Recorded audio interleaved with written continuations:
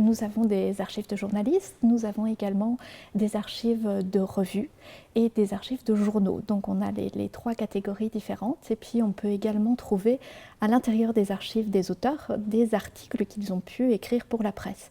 Donc parfois ce ne sont pas des fonds à proprement parler de journalistes, mais en creusant un peu et en suivant le fil, on peut trouver des archives en lien avec le journalisme dans d'autres fonds.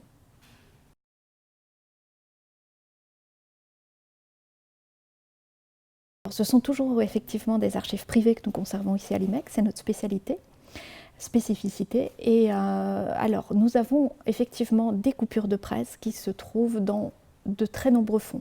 Alors, soit vraiment des archives liées à une journaliste, par exemple Françoise Giroud qui a travaillé à l'Express, on va avoir des exemplaires des journaux à proprement parler, mais on peut également avoir beaucoup de presse dans les fonds d'auteurs qui collectent des articles publiés sur la publication de leurs ouvrages et également dans les fonds d'éditeurs. Donc à la fois sur toute leur activité, qui est souvent reprise dans la presse, et puis pareil, pour chaque auteur qu'ils publie, ils constituent des dossiers de presse. Donc on a beaucoup de la presse française, mais aussi de la presse internationale, parce que les ouvrages peuvent être traduits et publiés à l'étranger, et donc on a également de la presse internationale dans ce cadre-là.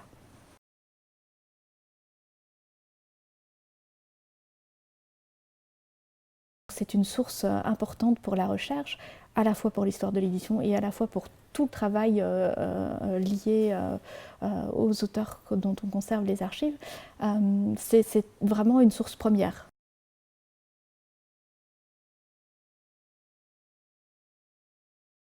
Alors dans les autres sources liées au journalisme dont on conserve des archives ici à l'IMEC, je pourrais vous parler également de Jacques Fauvet, qui a été directeur du Monde de 1963 à 1969.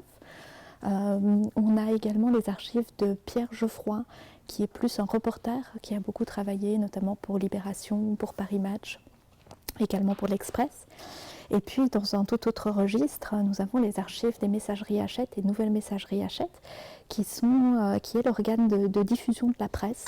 Donc voilà, c'est un autre type d'archives, un autre type de point de vue, mais ça peut aussi être une source intéressante pour étudier la façon dont la presse est diffusée en France.